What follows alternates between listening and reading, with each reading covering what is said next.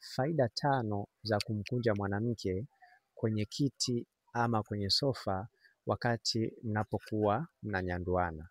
Ni muhimu sana kuweza kujua kwamba kuna faida 5 za kuweza kumkunja mwanamke wakati unapokuwa unafanya mapenzi kwenye kiti ama kwenye sofa. Na hizi ndizo faida ambazo wewe mwanaume unaweza kuzipata kutoka kwa huyo mwanamke, au kuweza kumfanya mwanamke aweze kuzipata hizo faida. Faida ya kwanza kabisa ni faida ya kumfanya mwanamke hawahi kukojoa. Faida ya pili ni kumfanya mwanamke aweze kukuona kwamba wewe ni mwanaume rijali, kwa sababu utamkunja vilivyo. Kwa hiyo hii itamfanya aweze kuona kwamba ni mwanaume rijali.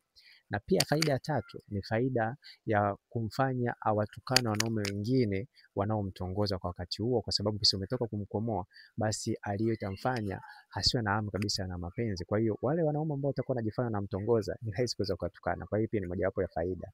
Na pia faida ya 4 ni kunyosha mgongo. Unapomkunja mwanamke vizuri kwenye sofa au kwenye kiti, utakuwa yani ni rahisi kuweza kumsaidia kuweza kunyosha mgongo.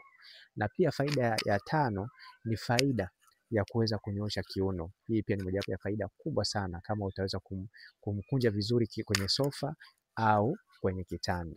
Nikukumbushe, kama unahitaji pia kuweza kujifunza mambo mbalimbali ambayo yanahusiana na mapenzi, hakikisha unanicheki WhatsApp. Unaweza kupata video za siri za mapenzi, ama unaweza kupata ushauri kupitia namba yangu hiyo ya WhatsApp. Lakini pia unaweza kupata chupi ambazo zitaweza kukusaidia wewe ambao upo katika ndoa au wewe ambao upo katika mahusiano. Hizi chupi zinauzwa shilingi 5,000 na nitaweza kukuelekeza namna ya kuweza kuvaa chupi ukiwa unahitaji kufanya mapenzi na mwenza wako, au ukiwa unahitaji kuweza kumtamanisha mwenza wako. Hizi chupi zinafaa sana kwa yule mwanamke ambaye yupo katika ndoa. Yaani hizi chupi zinaweza kumfanya mwanamke akamtamanisha mwanaume hata kama amezoeleka na mwanaume, lakini utakavyozivaa, kwa jinsi ambavyo utakavyozivaa zitamfanya aweze yani mwanaume aweze kutamani.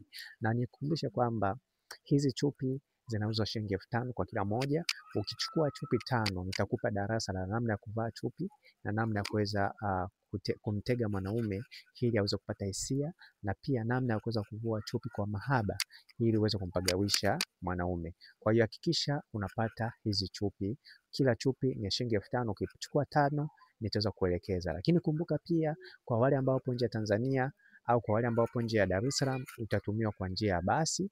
Na pia kwa yule ambaye yupo Dar es Salaam, ukichukua chupi 5 na ukahitaji niweze kukufuata ulipo ili niweze kukuletea na pia nikupe darasa la kuweza kufanya mapenzi, nitakuja na nitakupa darasa la kuweza kufanya mapenzi. Naitwa Isaac Anyankole. Lakini nikukumbushe kwamba kama unahitaji kuzipata hizi chupi ofisini, basi unaweza kuchukua namba ambayo ipo katika screen yako ili uweze kuzipata katika ofisi yetu ya Nyumbani Beauty, ili uweze pia kumuuliza huyo bosi wetu maswali tofauti tofauti ili aweze kukusaidia. Naitwa Isaac Anyankole.